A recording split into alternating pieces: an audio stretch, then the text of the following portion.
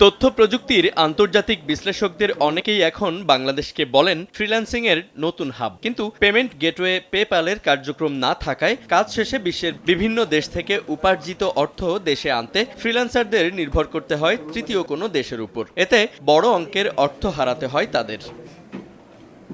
দীর্ঘ অপেক্ষার পর এবার এলো সুসংবাদ। ডিসেম্বর থেকেই ঢাকায় কার্যালয় স্থাপন করে কাজ শুরু করবে পেপ্যাল, এমন তথ্য দিয়েছেন প্রধানমন্ত্রীর বেসরকারি শিল্প ও বিনিয়োগ উপদেষ্টা। পেপ্যাল বাংলাদেশে অপারেশনাল শুরু করবে। এটা হয়ে গেলে কিন্তু আমাদের যে ফ্রিল্যান্সারদের, এবং শুধু ফ্রিল্যান্সার না, ওভারঅল আমাদের ই কমার্সের জন্য এটা কিন্তু একটা খুব ভালো একটা ডিসিশন হবে।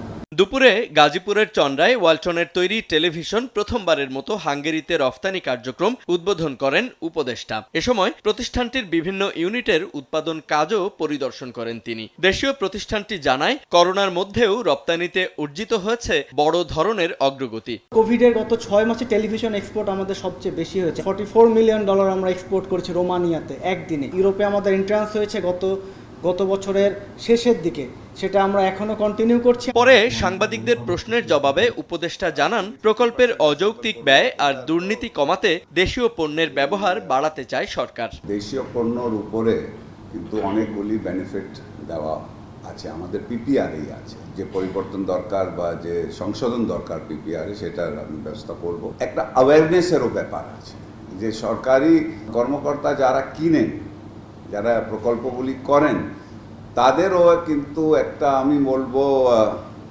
জানার ব্যাপার আছে দেশে কি কি তৈরি হচ্ছে।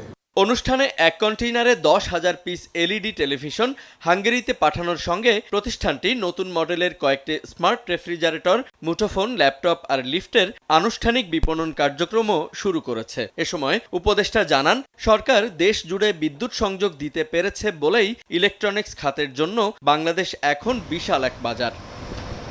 ল্যাপটপ, মুঠোফোন, লিফট, রেফ্রিজারেটর, টেলিভিশন সহ 22টির বেশি পণ্য, 40টি গন্তব্যে মেড ইন বাংলাদেশ রফতানি, 20,000-এর বেশি জনবল, 680 একরের কারখানা। বড় হচ্ছে নতুন বাংলাদেশ। জুবায়ের ফয়সাল, সময় সংবাদ, গাজীপুর।